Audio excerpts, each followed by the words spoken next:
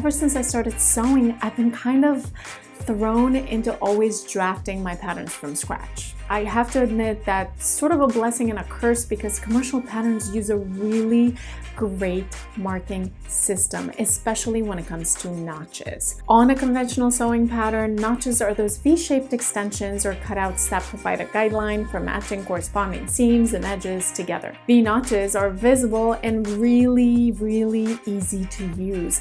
I personally have gotten into the habit of using plain slash notches. They do provide a really fast way to notch a pattern as well as transfer the notch from this pattern to the fabric, but unfortunately slash notches are not as visible as the traditional V-shaped notches. But regardless of which type of sewing notches you end up working with, the basic concepts and techniques for how to actually use them in dressmaking kind of remain the same. The notches discussed today are those used solely as a guide for matching seams or edges, and not to be confused with notching seam allowance for strain and tension release.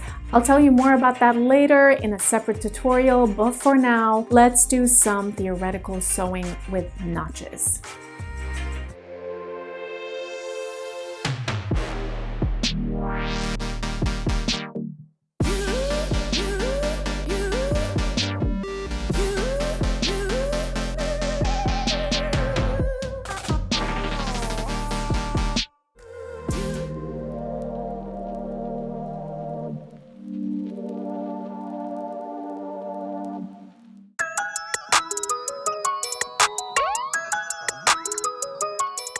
Notches are triangular shaped wedges or plain slashes added at a specific location along the seam allowance edge. They provide an important guideline for matching up corresponding seams and edges in the sewing process. Notches are transferred from the paper patterns onto fabric at the marking stage prior to separating the fabric from the pattern. The way notches work is simple. The triangular wedges on one seam edge should have a perfectly matching wedge on the other corresponding portion of the seam. Seam edges can have single, double, and even multiple notches side by side. The number of notches is a good giveaway for whether the fabric pieces correspond to the front or back of the garment. Single notches are usually located on the front and sides of the garment. Double notches are used to denote back seams. When a front fabric edge is sewn to a corresponding back edge, these two seam edges should only have single notches, regardless of whether the pieces correspond to the front or the back. Triple notches are often used to denote the location of where zippers end, usually along the center back. Triple notches are also placed along unique seam edges that require distinction from the rest of the garment seams. When you look at a store-bought paper pattern, transferring its notches onto fabric can often feel confusing, especially if you're a sewing beginner.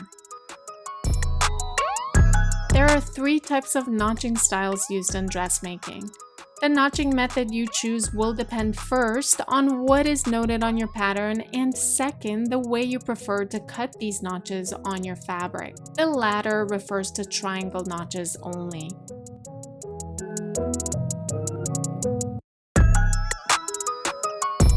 Inward cut triangle notches are cut within the seam allowance such that the angular point is directed inwards toward the body of the pattern.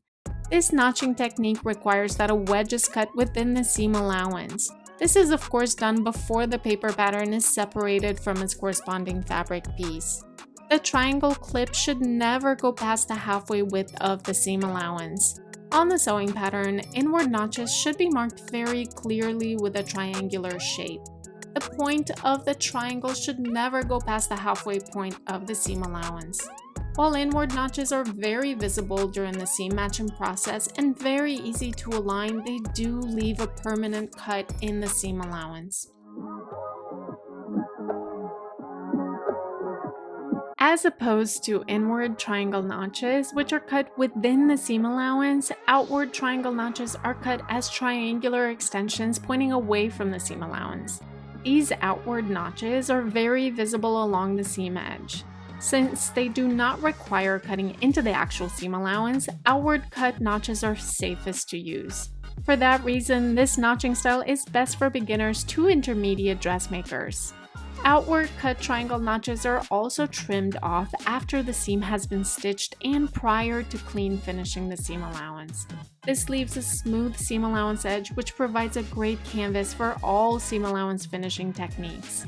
These notches are also best to use with highly fraying fabrics, since they minimize the amount of cuts added into the fabric's raw edges. As opposed to inward cut notches, the outward extension notch is appropriate for use with very narrow seam allowances, like 1/4 of an inch or less, as it does not require clipping into the actual seam allowance. On most commercial patterns, inward and outward notches are marked as one to give you a choice between which you prefer to use. In this case, it is up to you and your fabric to decide if you want to cut your notches inward or outward.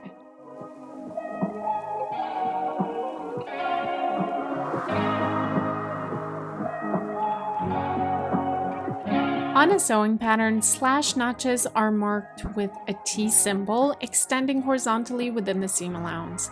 When transferred from pattern onto fabric, the leg of the T is slashed to notch the seam edge.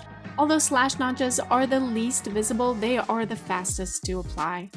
Due to their simplicity and the speed, these notches are mostly used by advanced dressmakers and clothing manufacturers. That's because a trained eye can easily spot which seams are matched in the sewing process without relying solely on notches. The slash notches are just there for added reference and confirmation.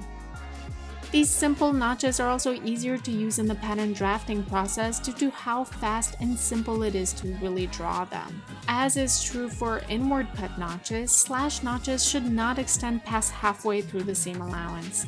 The best length for a slash notch is 1/4 of an inch to 3/8 depending on the width of the seam allowance housing it. Just like inward cut notches, slashes leave a permanent slit within the seam allowance. However, slash notches are considerably safer as they do not require a whole cut wedge to be removed. Their impact is minimal on most high fraying fabrics and can also be appropriate for narrow seam allowance edges.